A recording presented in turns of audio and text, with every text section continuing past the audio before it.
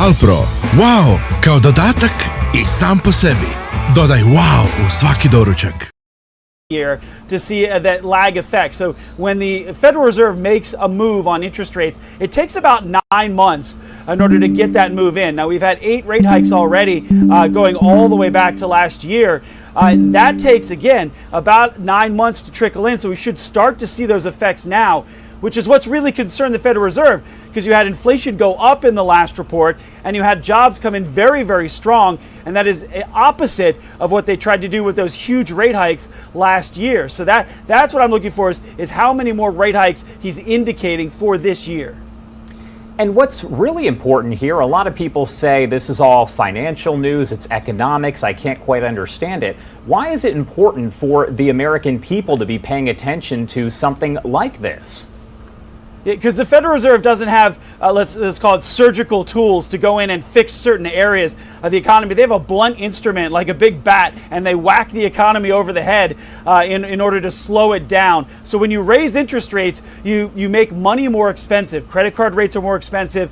Mortgage rates become more expensive. Even adjustable rate mortgage, that goes up. That's more expensive. That prompts people to cut back on spending. When you cut back on spending, you can bring that supply and demand back into balance, because when you cut back on spending, you don't have the demand as much, the supply is still there, so it brings it back into balance. And that's what they're trying to do slowly without causing a recession here. Now, the Federal Reserve Chairman believes there won't be a recession, but when they whack the economy over the head and have made such aggressive rate hikes like they have over the past year and a half, it's going to be very difficult given the data going forward, especially since, again, we saw that hot jobs report and that hot inflation report. So coming forward, that's what you got to look for. There's a jobs report coming out on Friday, and that's very very interesting to see if that jobs report will come back in line or be lower than expectations. And there's an inflation report coming out on the 14th, and we'll see if that's increased or stayed the same. The Fed wants to see that decreasing.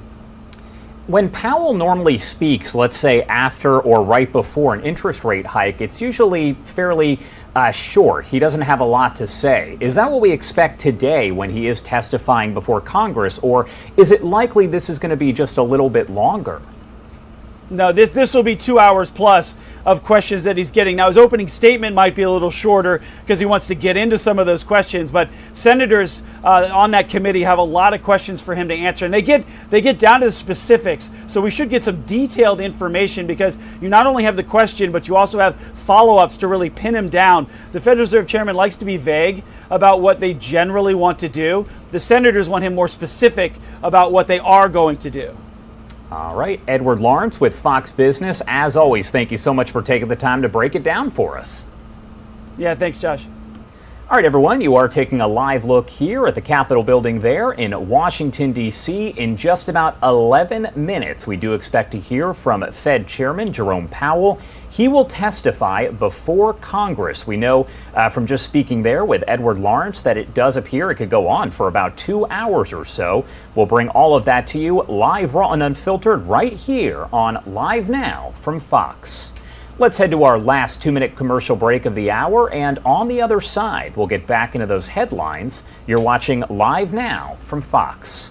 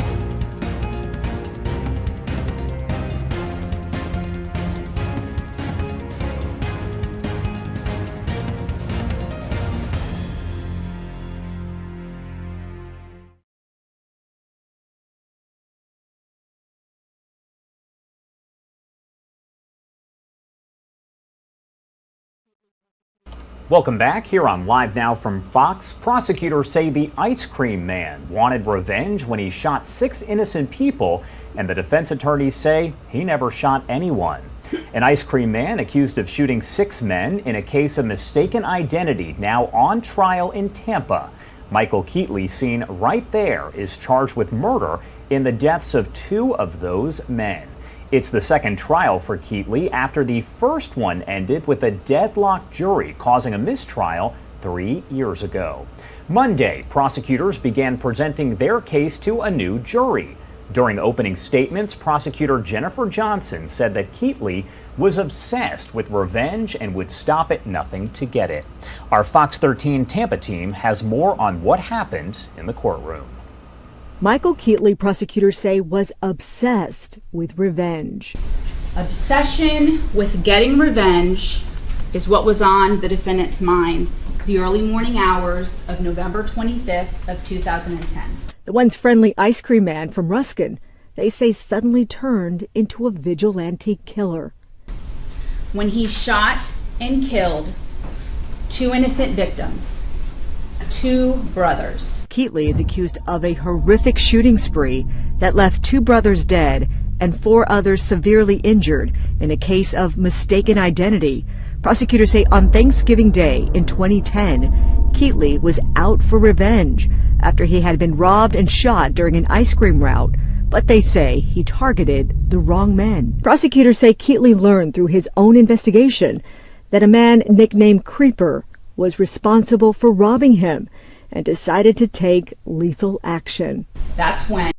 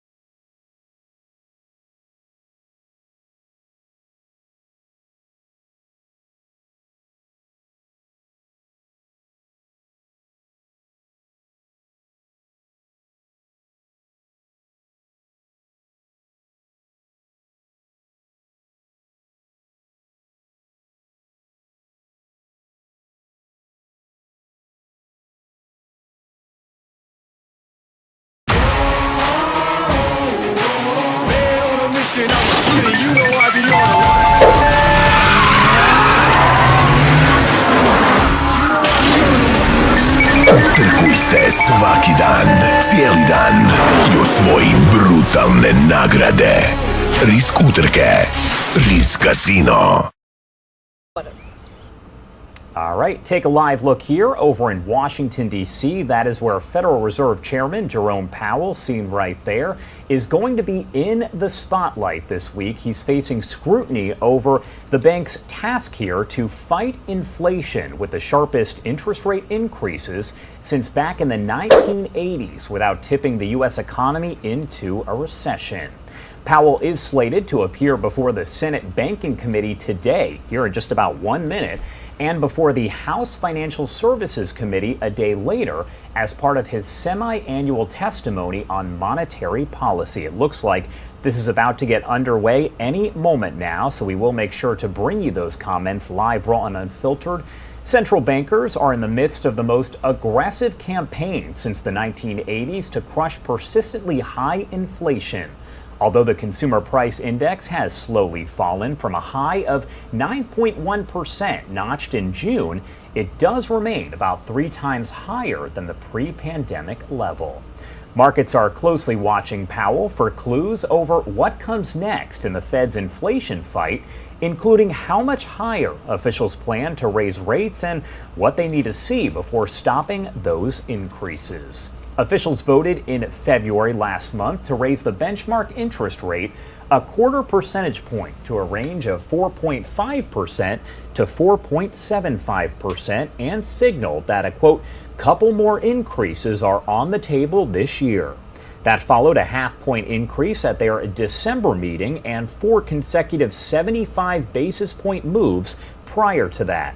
The Fed's rate-setting committee meets later on this month. Markets widely expect the Fed to continue raising rates at a 1/4 point pace, but a slew of hotter-than-expected economic data reports in recent weeks, including the blowout January jobs report and disappointing inflation data that pointed to the pervasiveness of high consumer prices, has raised the spectrum here of a higher peak rate or steeper increases. Again, Jerome Powell expected to speak any minute now. He is seated. The microphone there is right in front of him, and the camera's getting a lot of pictures there.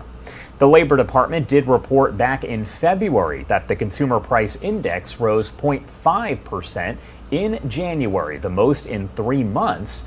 The annual inflation rate also surprised to the upside at 6.4%. The data has prompted some traders to re-examine their rate hike expectations for the year, with a growing number of investors now betting the Fed could raise rates even higher than previously projected. About 33% of traders expect the Fed to increase the federal funds rate by another 75 basis points by the end of the year. 64% expect rates to increase by 50 basis points. That is according to data from the CME Group's Fed Watch tool. It does appear that things are about to get underway as the photographers that were there in the middle are moving out of the way, and testimony expected to begin any minute now by Jerome Powell. So let's pop up the audio and listen in live, raw, and unfiltered. Actions affect American jobs and their paychecks. Prices are still too high across many parts of the economy. We know that who feels it the most when the cost of rent and groceries go up? It's not the economic pundits and politicians who lecture us about discipline and stability. It's not the corporate executives who pretend they're making tough choices about prices while reporting record profit increases quarter after quarter and doing more and more stock buybacks. It's the people working hourly jobs to make ends meet. It's seniors on fixed income and Social Security. It's everyone who gets their income from a paycheck each month, not an investment portfolio. It's those same Americans who stand to lose the most if the Fed's actions to curb inflation go too far. No matter what goes wrong in our economy, a global pandemic, a war in Eastern Europe, weather disasters, profits somehow always manage to go up. Workers are left paying the price. As you've noted, Chair Powell, the Fed's tools are only one element in our fight against inflation. It's a complex problem. Interest rates are a single, we know, blunt tool. Raising interest rates can't rebuild our supply chains and fix demand imbalances from the pandemic. Raising interest rates won't end Russia's brutal invasion of Ukraine. Raising interest rates won't prevent avian flu from devastating 1/3 of our egg supply or weather disasters from destroying key crops. And raising interest rates certainly won't stop big corporations from exploiting all of these crises to jack up prices far beyond the increase in their costs. Last year, corporate profits hit a record high. Corporate PR chiefs assure us that these companies just have to raise prices. Their costs are going up. The workers just want to be paid too much. They have no other choice, they tell us. Yet when you look at their profits and their executive salaries and their stock buyback plans, it sure doesn't look like corporations have exhausted every available alternative. It's so brazen, even global bankers called on the Fed to identify this profiteering as one of the biggest drivers of inflation. Paul Donovan, chief economist of Global Wealth Management at UBS, wrote, "The Fed should make clear that raising profit margins are spurring inflation. Companies have passed higher costs on to consumers, but they've also taken advantage of circumstances to expand profit margins. The broadening of inflation beyond commodity prices is more profit margin expansion than wage cost pressures." Think about that. From a chief economist at UBS, I'll say it again, they've taken advantage. These companies have taken advantage of circumstances to expand profit margins. The broadening of inflation beyond commodity prices is more profit margin expansion than wage cost pressures, unquote. The Fed, understandably, the Fed can't force corporations to change their ways or rewrite the Wall Street business model on its own, but the Fed can talk about it. High interest rates, falling wages, increasing unemployment are all hallmarks of failed policies that end up helping Wall Street, the largest corporations in the country, the wealthiest people in the country. Because let's be clear what we're talking about when people use the economic speak that can cloud this conversation. Cooling the economy means laying off workers. Lowering demand means workers get fewer raises. Of course, there are times when the Fed must act. We can't allow inflation to become entrenched. We've seen encouraging trends that isn't happening. And there are other ways we can bring prices down instead of lowering demand. Again, making people poor, laying people off, denying worker raises. We can speed up and strengthen our supply chains. We can bring critical manufacturing back to the U.S. We can rebuild our infrastructure. It's what we're doing with the CHIPS Act, with the Inflation Reduction Act, with the bipartisan infrastructure bill. For the first time in decades, we're finally recognizing the damage that I and many of my colleagues warned the corporate offshoring would do to our economy. Look at East Palestine, Ohio, a community that Senator Vance and I have visited a number of times recently. America learned about this small town last month when a Norfolk Southern train derailed and spewed hazardous material into this community. East Palestine is more than just a disaster headline. Columbiana County was once the center of American ceramics manufacturing, at one time producing 80% of ceramics of dishware in this country. One county produced 80% of it. When I was there last week. If you are just joining us here, it is 10:07 on the East Coast and 7:07 on the West Coast. Jerome Powell, the Fed chairman, expected to testify before Congress any moment now. But I do actually want to get to some breaking news on a story that we have been following here on Live Now from Fox. The Associated Press just reporting here from the Mexican governor that 2 of the missing Americans have been found dead, one of them wounded and one of them unharmed. This is that story that we have been following here as 4 Americans were kidnapped late last week while visiting Mexico. Again, we did just learn from the Associated Press that the Mexican governor is saying 2 of those Americans have been found dead. So 4 Americans who traveled to Mexico last week to seek health care got caught in this deadly shootout and were kidnapped by heavily armed men who threw them in the back of a pickup truck. The 4 were traveling Friday in a white minivan with North Carolina license plates. They came under fire shortly after entering the city there of Matamoros from Brownsville, Texas, which is at the southernmost tip of the state near the Gulf Coast. We were told that a $50,000 reward was being offered for the victim's return and the arrest of those kidnappers here. Zelandria Brown of Florence, South Carolina, saying that she has been in contact with the FBI and local officials there after learning that her younger brother, Zindell Brown, is one of those 4 victims. It is not clear if he is the one of the 2 that was found deceased, injured, or unharmed. Zelandria Brown said her brother, who lives in Myrtle Beach, and 2 friends had accompanied a 3rd friend who was going to Mexico for a tummy tuck surgery. A doctor who advertises surgeries like that in the city did not answer the Associated Press's calls for seeking comment here. Brown said the group was extremely close and they all made the trip in part to help split up the driving duties. They were aware of the dangers they were in Mexico, she added, and her brother had expressed some possible misgivings there. So again, we have learned from the Mexican governor telling the Associated Press that 2 of the 4 Americans who were kidnapped have been found dead. One of them is injured and the other is unharmed. We are waiting to get some more information here, but once we do get it, we will bring it to you live, raw, and unfiltered right here on Live Now from Fox. Let's head back over into that hearing as Fed Chair Jerome Powell is expected to testify there, but we will keep the breaking news there up on the side of your screen.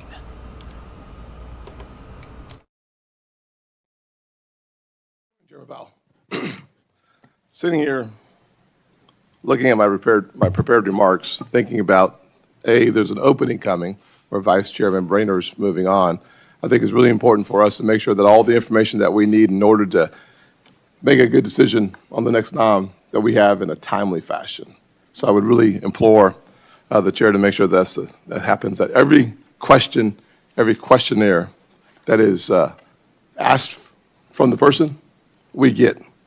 Every member of this committee has their questions answered in a timely fashion, and that the staff has their answers in a timely fashion. Listening to Chairman Brown, I thought to myself, fascinating, truly fascinating. I concluded that, well, I know Chairman Brown pretty well. I am sure he is sincere in his rant. But let me just say this. Spending and printing trillions of dollars, caving to the radical left in this country, seeing policies posited and then implemented that led to the worst inflation in 40 years, seeing our inflation at 9.1%, seeing American families struggle because of the weight of the government on their shoulders, seeing the devastation from South Carolina to Ohio. It's unbelievable that the progressives in this country who caused a 9.1% inflation would then turn somewhere besides in the mirror to see the absolute devastation caused by their out-of-control spending is remarkable. Remarkable. To stop the out-of-control inflation caused by the out-of-control spending, the Fed steps in to cool the economy. Well, the definition of cooling the economy is necessary because we've seen the most radical approach to a problem that was in our rearview mirror being used as a Trojan horse to bring in a level of socialism and spending that our nation has not seen in my lifetime. The facts are very simple. When you get to 9.1% inflation in this nation, as a kid who grew up in a single-parent household, mired in poverty, a 40% today, 100% just a year ago increase in the gas prices devastates single mothers around this country. For seniors on fixed income whose savings are being depleted with an average cost just last month of a $433 increase because of inflation. For my friends on the other side of the aisle to look any place besides a mirror, I find stunning. The truth is that when your food prices go up over 20%, when your electricity is up over 20%, you have to ask yourself, where in the world are they? They cannot be in this universe. It must be an alternate universe where, in fact, it's okay for us to see prices go through the roof and our economy not stumble, but fall into a ditch. Why are we in the ditch? Because progressives used the pandemic as a way to usher in a form of spending that takes the money out of the pockets of everyday Americans and puts it in the coffers. If you are just joining us here on Live Now from Fox, you are listening in as Fed Chairman Jerome Powell is expected to any minute now testify before Congress. We will bring you there live, raw, and unfiltered as it does happen. For now, though, I do want to go back to another story that we have been following, and we did get a breaking update here. Take a look at your screen. This is video out of Mexico. 2 U.S. citizens missing since their violent abduction last week in the northern Mexican border city of Matamoros have been found dead, and 2 others are alive. That is according to the state's governor. The governor, Americo Villarreal, said that one of the surviving U.S. citizens was wounded and the other was unharmed. The FBI had reported Sunday that it was searching with Mexican authorities for those missing Americans who had been kidnapped on Friday. A relative of one of them said Monday that they traveled together from South Carolina, so one of them could get a tummy tuck. Shortly after entering Mexico on Friday, they were caught in the crossfire of rival cartel groups. A video showed them being loaded into the back of a pickup truck by the gunman. That is their van that you're looking at right there on your screen. Again, this was the scene just days ago as all of this did play out. 2 U.S. citizens missing since that violent abduction in the northern Mexican border city of Matamoros have been found dead. 2 others are alive. That is again according to the state's governor. As we get more details on this breaking news, we'll bring it to you live, raw, and unfiltered right here on Live Now from Fox. It is 10:16 on the East Coast and 7:16 on the West Coast. Let's head to a quick 2-minute commercial break, and on the other side, we'll get back into your headlines. You're watching Live Now from Fox.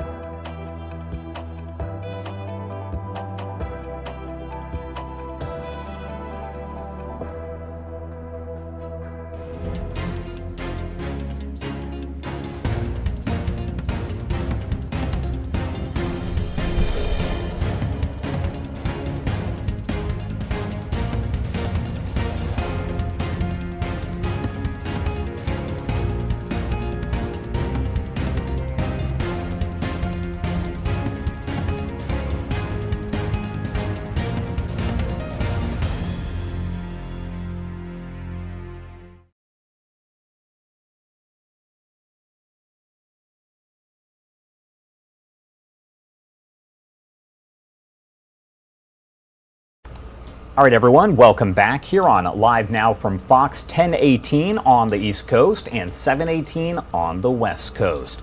I do want to get back to this breaking news that we are following here. 2 U.S. citizens missing since their violent abduction last week in the northern Mexican border city of Matamoros have been found dead and 2 others are alive. That is according to a statement made a short time ago by the state's governor. Americo Villarreal said that one of the surviving U.S. citizens was wounded and the other was unharmed. The FBI had reported on Sunday that it was searching with Mexican authorities for those missing Americans who had been kidnapped on Friday. A relative of one of them said that they had traveled together from South Carolina so that one of them could get a tummy tuck from a doctor there. Shortly after entering Mexico on Friday, they were caught in the crossfire of rival cartel groups. A video showed them being loaded into the back of a pickup truck by the gunman. That video right there is video from the active scene as investigators were doing everything they could searching to find these kidnapped Americans. Again, 2 of the U.S. citizens missing since their violent abduction in the northern Mexico border city of Matamoros have been found dead and 2 others are alive, one of them injured, the other not. As we get more details on that, we'll bring it to you live, raw, and unfiltered. For now, I do want to head back to Washington, D.C., and that is where Fed Chairman Jerome Powell is testifying before Congress. A lot of information could be released here over the next 2 hours. Let's listen in live, raw, and unfiltered. The core goods sector has fallen. And while housing services inflation remains too high, the flattening out in rents evident in recently signed leases points to a deceleration in this component of inflation over the year ahead. That said, there's little sign of disinflation thus far in the category of core services excluding housing, a category that accounts for more than half of core consumer expenditures. To restore price stability, we'll need to see lower inflation in this sector, and there will very likely be some softening in the labor market conditions. Although nominal wage gains have slowed somewhat in recent months, they remain above what is consistent with 2% inflation and current trends in productivity. Strong wage growth is good for workers, but only if it's not eroded by inflation. Turning to growth, the U.S. economy has slowed significantly last year, with real GDP rising at a below-trend pace of 0.9%. Although consumer spending appears to be expanding at a solid pace this quarter, other recent indicators point to subdued growth of spending and production. Activity in the housing sector continues to weaken, largely reflecting higher mortgage rates. Higher interest rates and slower output growth also appear to be weighing on business fixed investment. Despite the slowdown in growth, the labor market remains extremely tight. The unemployment rate was 3.4% in January, its lowest level since 1969. Job gains remained very strong in January, while the supply of labor has continued to lag. As of the end of December, there were 1.9 job openings for each unemployed individual, close to the all-time peak recorded last March, while unemployment insurance claims have remained near historical lows. Turning to monetary policy. With inflation well above our longer-run goal of 2%, and with the labor market remaining extremely tight, the FOMC has continued to tighten the stance of monetary policy, raising interest rates by 4.5 percentage points over the past year. We continue to anticipate that ongoing increases in the target range for the federal funds rate will be appropriate in order to attain a stance of monetary policy that is sufficiently restrictive to return inflation to 2% over time. In addition, we are continuing the process of significantly reducing the size of our balance sheet. We are seeing the effects of our policy actions on demand in the most interest-sensitive sectors of the economy. It will take time, however, for the full effects of monetary restraint to be realized, especially on inflation. In light of the cumulative tightening of monetary policy and the lags with which monetary policy affects economic activity and inflation, the committee slowed the pace of interest rate increases over its past 2 meetings. We will continue to make our decisions meeting by meeting, taking into account the totality of the incoming data and their implications for the outlook for economic activity and inflation. Although inflation has been moderating in recent months, the process of getting inflation back down to 2% has a long way to go and is likely to be bumpy.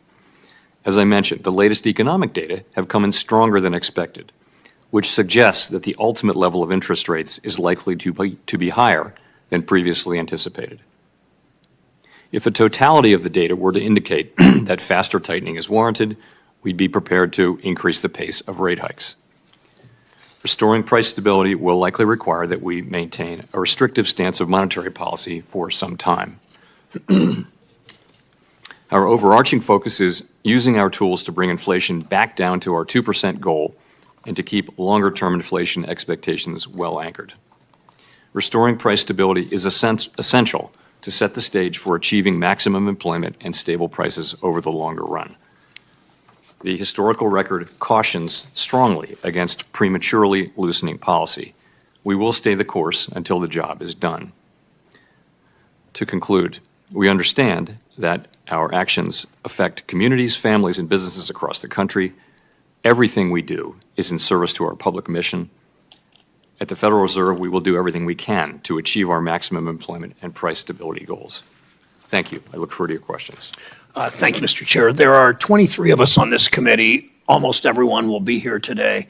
I ask each of us to stay as close to the 5-minute mark as we can because we have votes at 11:30. So thank you all for your cooperation. Chair Powell, thank you. Job growth is strong as unemployment remains historically low. You might not know that from the opening statements. Many drivers of inflation, corporate greed, rising inequality, supply chain disruptions, Russia's bestiality, if you will, in Ukraine, won't get better because of